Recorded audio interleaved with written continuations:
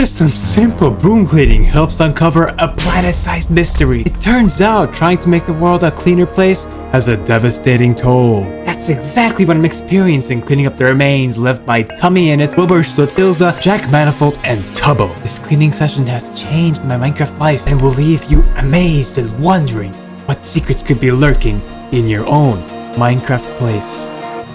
What happens after TommyInnit's Minecraft's natural disaster mod is stupidly funny. If you like this, subscribe. It helps out and it's free. Enjoy! Welcome to the aftermath of one of the most devastatingly cruel storms in our world's history. This 50-mile radius needs to be wiped clean of every crumb of debris during one day. However, if this task has failed, you will suffer the most penalty of all time. I hate the most penalty of all time. I want to help improve our world, but it's impossible to clean such a big area in such a short time. Where's the volcano? He's carefully taken it and shown this big volcano structure. It's too big to hide or move. It's like it just vanished from our plane of existence. These 5 oddly eerie places help me solve this missing mystery. Starting with the house that smells like decapitation in here. This is the easiest thing to clean up out of this hellhole. Poor house owner. They must have been devastated to have their house mauled and scarred by the storm like this. The blocks are relatively fresh. Did they build and live in this shelter during the storm? What kind of maniac would live in this area fully aware that the storm is coming? Using my powerful cleaning tools, I scanned the desolate, lifeless landscape. Suddenly, my senses spot an abnormal heat wave emanating in this barren land area. As I approach, I can hardly believe my eyes. Fresh lava in the middle of nowhere? How it got here is unknown and could have something to do with the mysterious missing volcano. I get closer to the answer when in the corner of my eyes I spot an eyeball-sized hole that leads to a cramped, cozy hermit home. This whole place is a petri dish of questions. Why would someone want to build and live in these structures and homes during the storm instead of evacuating? Where did this grand volcano go? Nevertheless, I have to clean up these remains now within less than 20 hours. What is that? It smells like mule. Ugh, it's cooked too.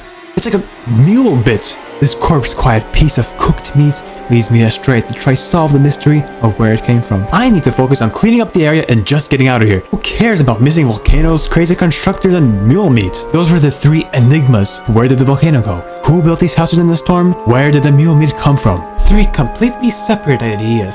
Or so I thought. Trying my absolute hardest not to think over and over about this disturbing meat mystery. For the sake of time, I densely clogged the house with dirt like it was before the storm. Now, I successfully clean up 2 of the 5 main areas with just 15 hours to spare. I wanted to keep my dreadful findings of the cooked mule a secret. A myth never to be confirmed. I wanted to. The next area appears the most tedious yet. The colossally cube-straight mass chunk of unmoving stone, isolated grass, and whatever else could be on top of there. Climbing this intimidating piece in an utterly vertical direction, I notice how the soaring height I've climbed swells higher. The quietness of this area unsettles me, yet there is a strange tranquility to it. It's as silent as someone who holds a secret. The climax of this cube mountain is of slippery white grass at a steep slope. If not careful, I will fall off this lethal elevation. Carefully pacing myself to the top of the slope, I notice a well-suspended bridge that is surprisingly intact. The aging pumpkin head next to this bridge stares not with me, but at me. Its eyes glow as if that of a trapped soul. It's as if it wants to tell me the sad story of how it got here. It could be related to that decapitation smell I sniffed earlier. How do I get rid of this thing, the chunk? Thanks to this oddly similar second hermit hole I spotted on my way down, I was able to find out the secret to not only this question. The scraggly cave the survivor's mind handed me the idea of purely exploding this sturdy chunk into ash pieces.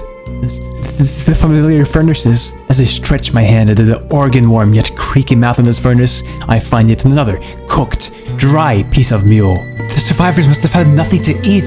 They had to resort to what they had. I see. I thought this made sense, yet my revelation somehow didn't feel as correct. It felt as if this mystery of the mule bits had a more sorrowful background than what I expected. Thinking I finally solved the mystery to these pieces of meat, I filled up these dark, damp tunnels with explosive TNT. This mountain pillar gave me a different perspective on the mysteries of this area. Let me think about just how tragically beautiful this place can seem. Thank you, Cube Mountain. I will now relieve you of the sorrows you've seen once and for all.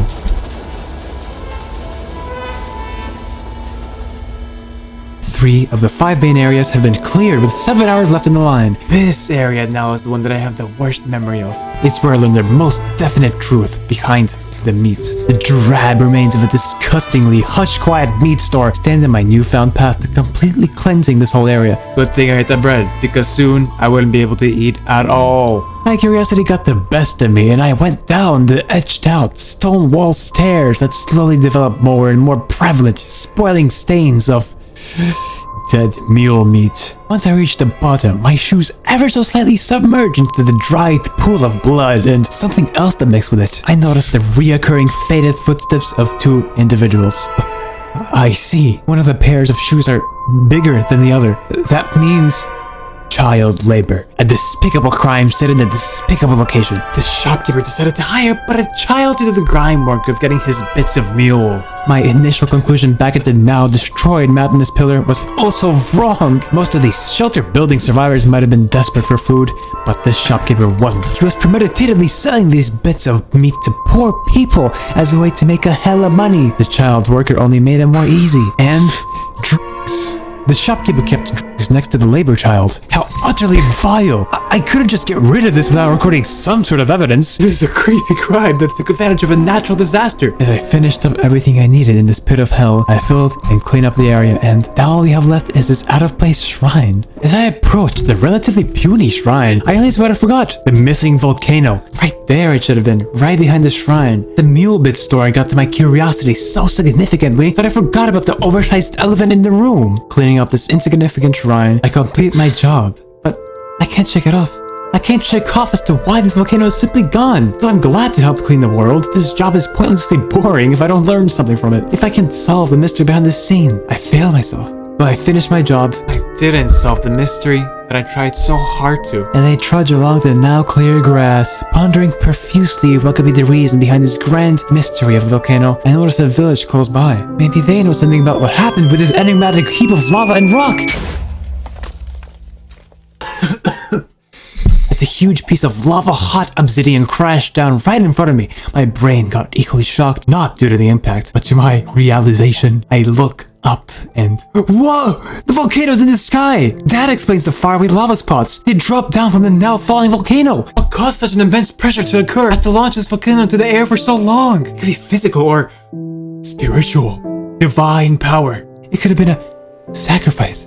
That's right, the only person in this scenario who had so much emotional buildup, so much unreleased energy from the traumatic experience, was the labor child. I can smell the ashes now. He was sacrificed and the raw energy from the restrained emotions released from his dead corpse were too much for the volcano, causing it to implode up into the air. Or something like that. This shrine must have been of a religion of some sort. This religion probably was the reason why the sacrifice happened in the first place. All these things are so close together.